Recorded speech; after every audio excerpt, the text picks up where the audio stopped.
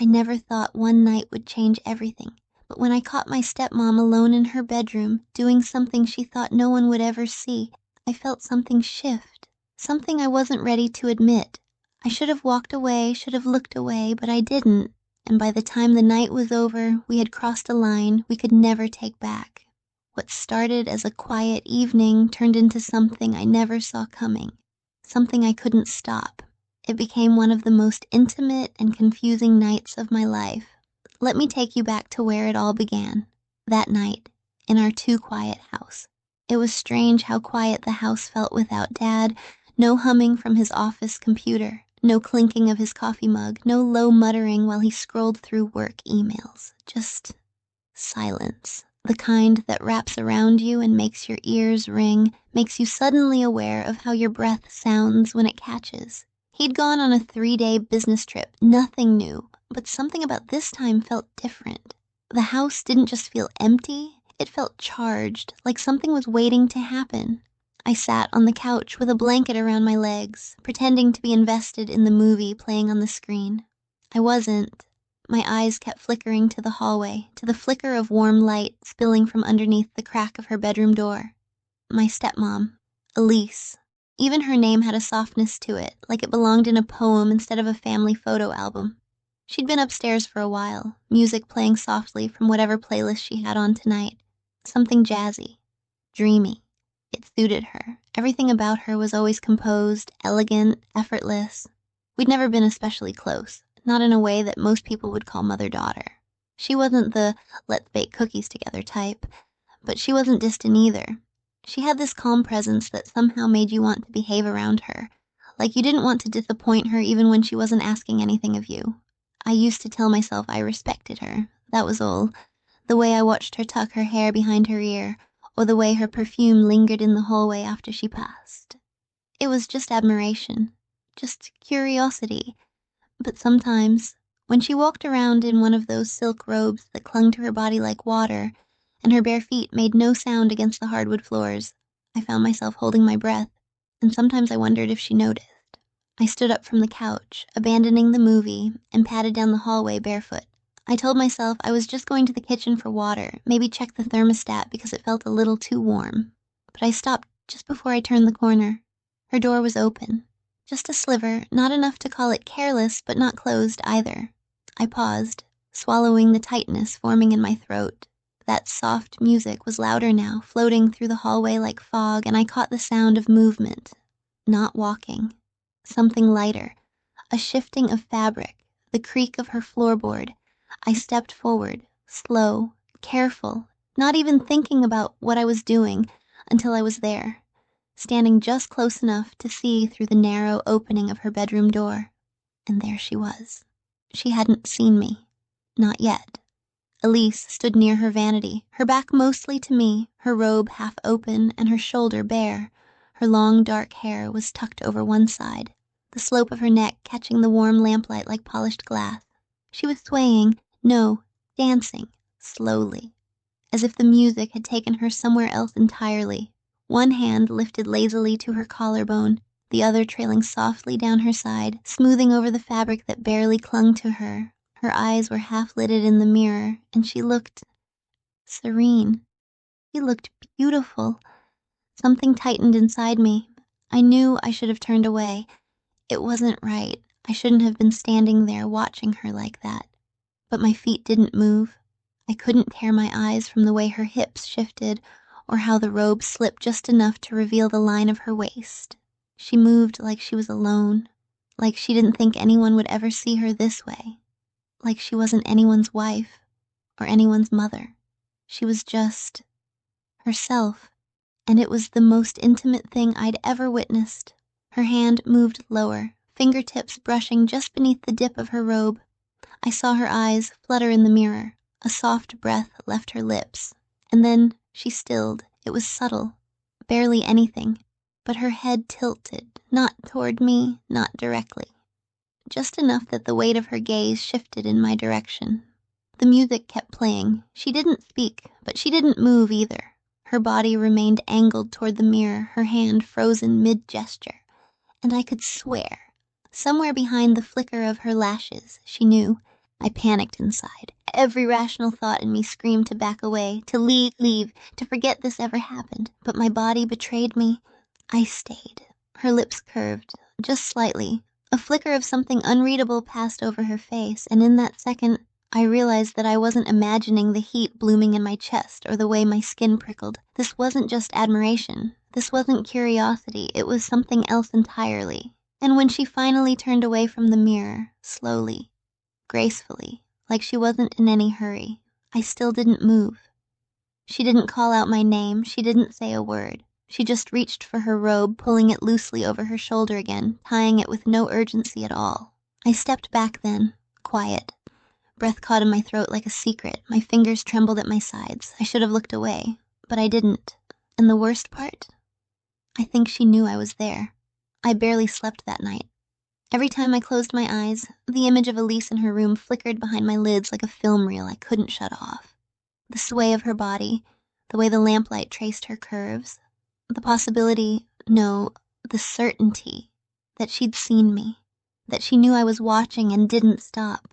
My mind twisted it in 100 different directions, trying to make sense of it, trying to figure out whether it had all just been a weird coincidence or if it meant something more. But by the time dawn broke and the first gray light filtered through my curtains, I still didn't have an answer. When I finally made it downstairs, the scent of fresh coffee and buttered toast was already drifting through the air. She was in the kitchen, moving around like nothing had happened. Her robe was replaced by a fitted long-sleeve top and soft lounge pants, her hair tied up in a messy bun, a few strands framing her face, effortlessly beautiful, casual yet perfect, always perfect. "Morning," she said as I entered, her tone light, friendly, familiar.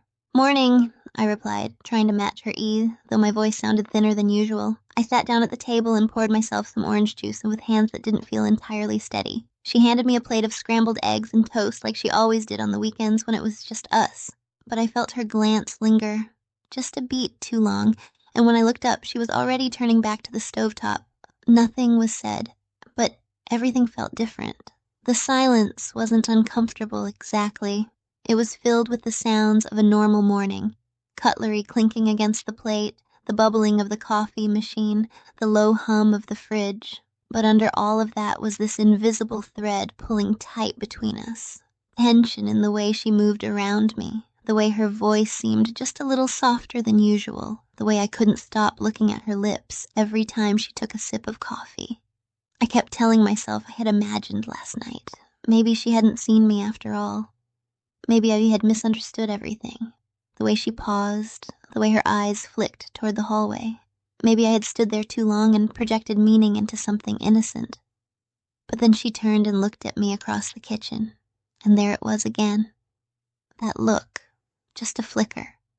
A spark of something in her eyes I couldn't name but felt all the way in my chest. "You didn't sleep well," she said, not a question, just a quiet observation. My fork paused mid-bite. No, not really. She gave a soft hum and turned back to the counter, reaching for a fruit bowl. "You were up late," she had added. I thought I heard movement in the hallway. My heart skipped. "Just didn't sleep," I said quickly. Too quickly. She didn't say anything more, but I saw the faint smile tug at the corner of her mouth as she peeled an orange with delicate fingers. The silence that followed wasn't awkward, but it felt heavy with things unsaid. She handed me a few slices of orange without looking directly at me. That entire morning, her touches became something else. They were small things, light brushes of her hand against my shoulder when she reached past me, the way her fingers lingered on mine when she passed the salt, the occasional glance that felt more like a question than a look. And still, she didn't say a word about the night before.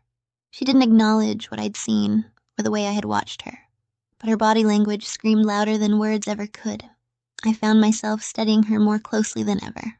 The curve of her neck as she leaned over the sink, the way her lips pressed together when she focused, the slight sway in her hips as she moved around the kitchen. It was like I had opened a door that couldn't be closed, and now I was seeing her in a way I couldn't unsee. Then came the moment I couldn't explain away. I was standing at the counter, filling a glass of water, when she stepped behind me. I didn't notice how close she was until I felt her body brush against my back.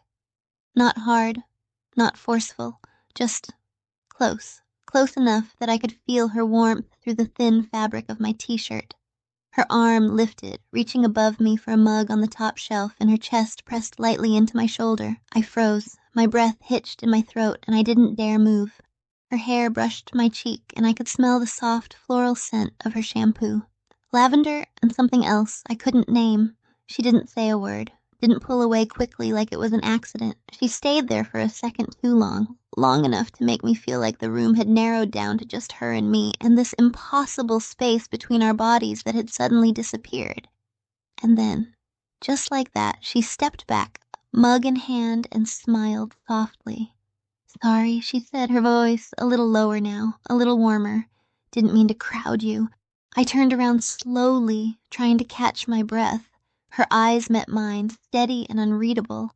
"It's okay," I said. It came out too quiet. We stared at each other for a second that felt like forever, and then she turned and walked away, humming softly under her breath, as if nothing had happened at all.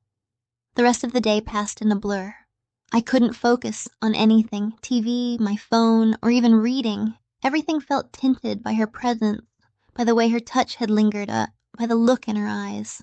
I replayed it all over and over, trying to convince myself I was making it into something it wasn't, that I was just projecting feelings I shouldn't have. Maybe I was the only one losing my mind, but deep down I knew better.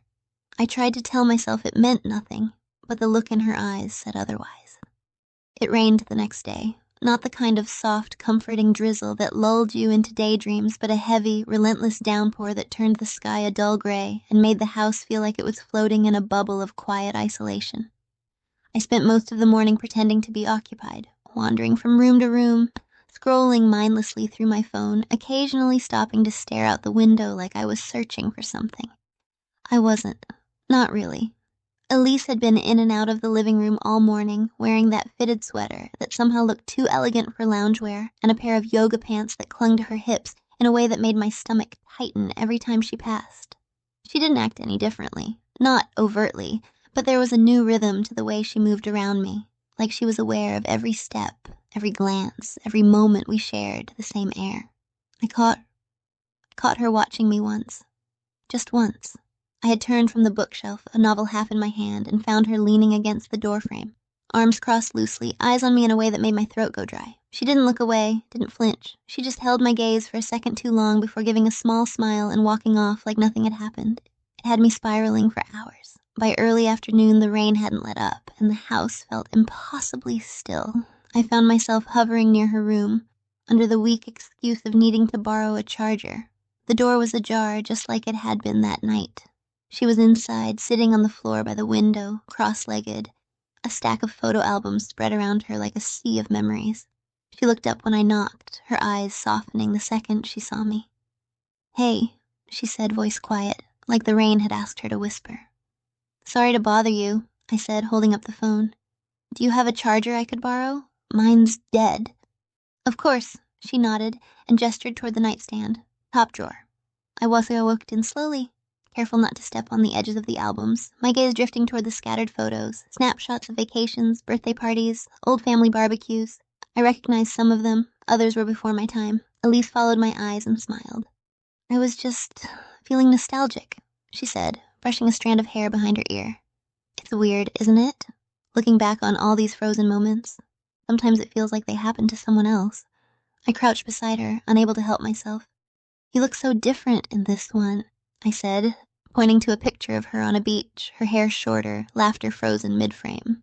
"That was right before I met your dad," she murmured. "Feels like a lifetime ago." She didn't sound sad, just distant, like she was standing in a memory far from here, speaking to me across some invisible gap. I sat down next to her, our shoulders almost touching, and for a long moment, neither of us said anything. The rain pattered against the glass, soft and rhythmic, and the room felt warmer than before, closer. "You were beautiful then," I said without thinking. Then I froze. "I mean, you still are. Her gaze slid toward me, amused but not mocking.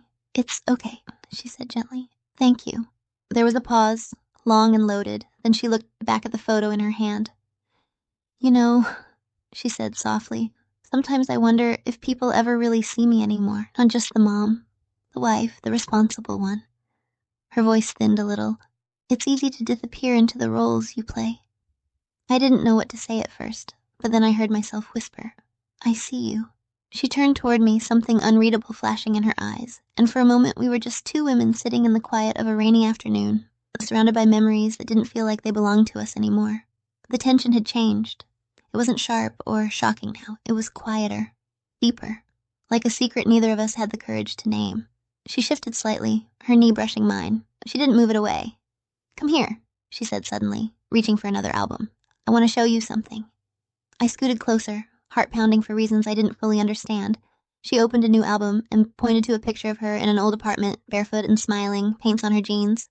"That was my first place on my own," she said. I felt free for the first time in my life. I smiled. "You look happy." She glanced at me, her expression softening. I was, for a while. Her hand brushed mine again, but this time I didn't pretend it was an accident, and neither did she. For a few seconds, we sat in the stillness, her fingers lightly resting against mine, not gripping, not holding, just there. It was such a small thing, and yet it felt like the loudest sound in the world. Every nerve in my body buzzed, every part of me screamed to pull away, or lean in, or say something, but I couldn't move. And then slowly, she turned toward me, her hand lifted, brushing lightly against my cheek as she tucked a piece of hair behind my ear. Her touch was feather-light, like she was testing the shape of the moment, seeing if it would shatter. My eyes met hers, and I knew then that this wasn't just in my head. This wasn't one-sided. This wasn't confusion. It was my intention. "Elise," I whispered, her name catching in my throat like it wasn't mine to say. She didn't reply. She just leaned in, her lips hovering close to mine, not touching, but close enough that I could feel the heat of them. And in that space between us, everything spun. But then, like she had heard something distant, she pulled back, just slightly. Her hand dropped and she turned away, looking back out the window like nothing had happened. "I should finish organizing these," she murmured. "I've been putting it off forever." The moment dissolved around us, just like that. I stood up slowly, still breathless, still trying to calm the storm inside me. "Yeah, I should let you get to it." She didn't stop me, and didn't look back. I left the room with my mind spinning, my heart still pounding in my chest. The warmth of her touch lingered on my skin like a whisper. I tried to tell myself it was nothing, that it hadn't meant anything, but the look in her eyes said otherwise. And there was much yet to come. The rain had finally stopped by the time the sky turned black. The house felt like it was holding its breath, as if even the walls understood that something had shifted, and now everything was suspended in this delicate, quiet tension. I hadn't seen Elise since earlier that afternoon. Not really. Just glimpses. Her footsteps on the stairs, the sound of her voice on the phone, a door creaking open, then softly shutting again. My dad was still gone, hours away, in another city, and the silence that came with his absence had started to feel like something alive, like space had been made for something else to take root. I lay in bed that night, staring at the ceiling, the blanket pulled up to my chest, but I wasn't cold. I was burning, actually, flushed from the inside out.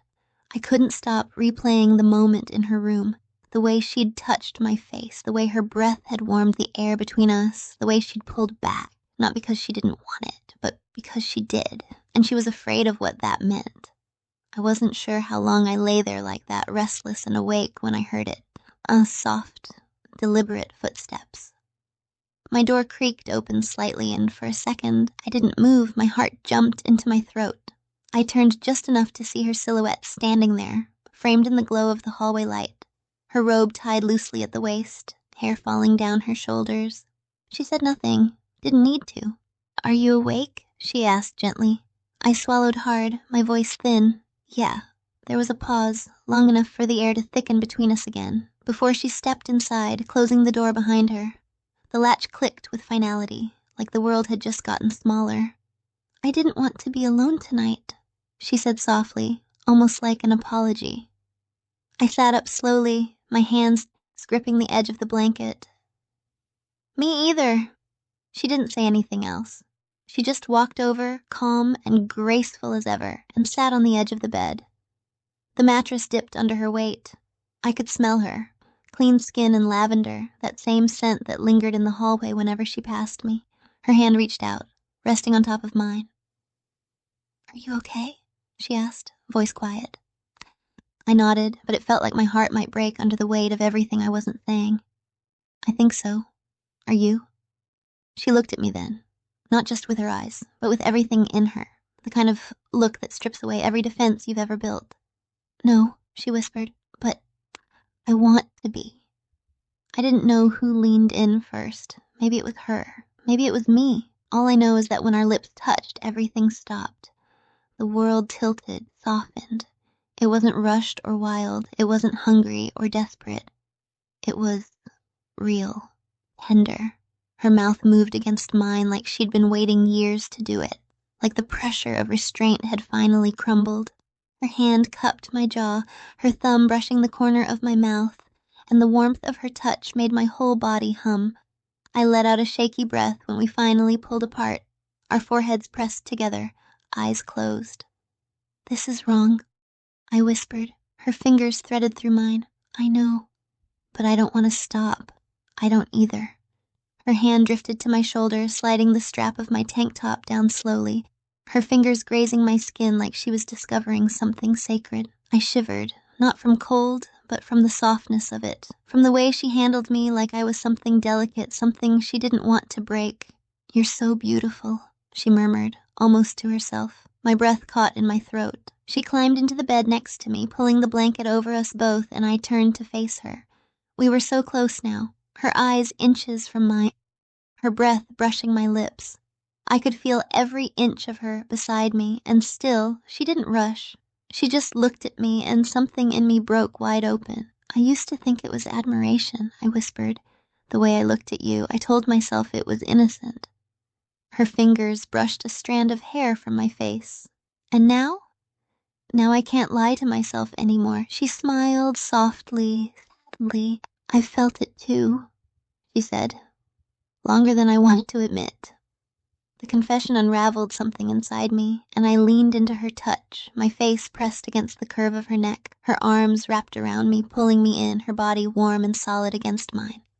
We stayed like that for a while, just breathing, just holding on, and then her hand slid under the hem of my shirt, slow, tentative, her fingers ghosting over my skin with a reverence that made my chest ache. My breath hitched, but I didn't stop her. I wanted her. I wanted this, not because it was reckless, but because it was us, something unspoken that had been growing in the shadows for too long. She kissed me again, this time deeper, her lips coaxing mine open, her body pressing into mine like she couldn't bear to keep the distance any longer. Her hands explored me carefully, each touch asking a silent question, and my body answered all of them. It wasn't about lust, it wasn't about rebellion, it was something else entirely. Something tender, frightening, and beautiful. Every whisper, every brush of skin, every quiet breath felt like we were writing a new language together. One only we could understand. We didn't speak much. We didn't need to. Our bodies did the talking, soft touches, slow movements, the kind of closeness that erased the world outside the walls of that room. She kissed my chest gently, her fingers tracing invisible paths over my skin like she was memorizing me, and I clung to her, like I'd fall apart if I didn't. At some point, we stopped moving, just lay there tangled up together, her arm around my waist, my head resting on her shoulder. I could hear her heartbeat, slow, steady, real. She pressed a kiss to my forehead and whispered, "You're safe with me." I believed her. I didn't ask what would happen tomorrow. I didn't bring up my dad or the million reasons this was wrong. All I knew was this moment, this warmth, this truth between us that had finally been set free. When I finally fell asleep in her arms, I knew I would never be the same again. The morning light was soft, pouring through the cracks in the curtains and golden ribbons. It painted the room in a kind of silence that felt heavier than the night before, like the universe had paused to watch what would happen next. I blinked slowly, adjusting to the light, only to realize I wasn't alone. But I also wasn't being held anymore. Elise sat at the edge of the bed, her back to me, wrapped in her robe. Her hair was pulled up again, loose strands trailing down her neck, and her hands were resting in her lap like she'd been sitting there for a while. Thinking. Watching the rain-soaked world wake up outside the window. She didn't say anything when I stirred, just remained still, her shoulders rising and falling with each quiet breath. I sat up slowly, the blanket slipping down around my waist, and for a few moments I just looked at her, the woman who had once been my stepmother in name only, the woman I had just given myself to in a way that felt terrifyingly complete. The silence between us wasn't cold, but it was thick with unspoken truths. "Elise," I finally said, my voice barely more than a whisper. She turned slightly, just enough to glance over her shoulder at me. Her expression was soft, tired, but not regretful. "I didn't want to wake you," she murmured. "You looked so peaceful." I offered a shaky smile. I didn't feel peaceful. Her lips curved in return, though it didn't quite reach her eyes. Me either.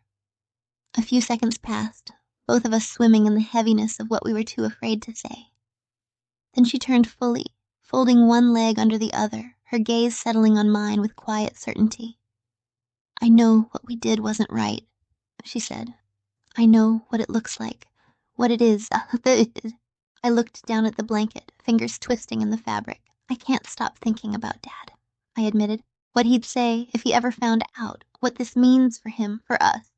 "I know," she said, her voice low, "but I don't regret it." My head snapped up. She held my gaze, firm but gentle.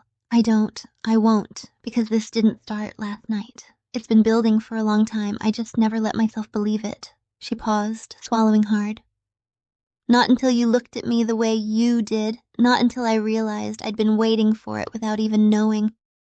Something inside me cracked. I felt seen in a way I never had before, not just noticed, not just touched, but understood, completely, and that scared me more than anything. "But what happens now?" I asked, my voice small. "Do we pretend it didn't happen, go back to being quiet strangers passing in hallways, or do we try to live in this thing between us?" "I don't know," she said honestly. "I don't have the answers. All I know is last night was the first time in a long time I felt like myself. Like I wasn't performing, like I was allowed to want something without shame." Her words sank into me slowly, like warm water over frozen skin, and as much as I wanted to argue about morality, about loyalty, about everything that made this feel impossible, I couldn't, because I had felt it too. That same unshakable clarity, that same strange forbidden comfort. Elise leaned forward, brushing her fingers along my cheek, her touch feather-light. "You're not a mistake," she whispered. "What we felt wasn't a mistake." Tears pricked the corners of my eyes, but I blinked them back. I leaned into her hand, closing the space between us, not with words, but with a kiss. Soft, hesitant, full of questions, but underneath it was something steadier, a kind of knowing, a kind of surrender. When we pulled back, her forehead rested against mine, and we both breathed out at the same time, as if we'd been holding the air in since sunrise. "I don't know where we go from here," I said quietly, "but I know I've never felt more like myself than I did in your arms." Elise didn't say anything else after that. She just held me, quietly, like she knew that words would only ruin the fragile truth we'd finally allowed to exist between us. We stayed there, wrapped up in the same blanket, her hand resting lightly over mine, our breaths sinking in the silence. But even as her warmth settled around me, something inside twisted. She was my stepmother, the woman who married my father, the woman who sat across from him at the dinner table, smiled at his jokes, kissed his cheek in the hallway. And last night I had laid in her bed like none of that mattered. My dad would be home tomorrow. I would have to see his face, hear his voice, pretend like I hadn't crossed an impossible line with the one person he trusted the most. I would have to sit across from both of them and act like nothing happened. Could I do that? Could she? And even if we could fake it, how long would that last? Because Elise had said it herself.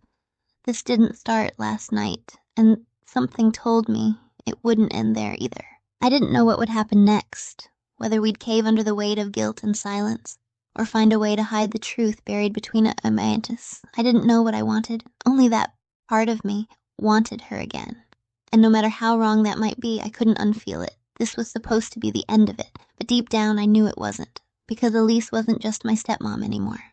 And I wasn't just her daughter by name. If you've ever felt stuck between what's right and what you want, tell me what you do in the comments. I need to know I'm not alone.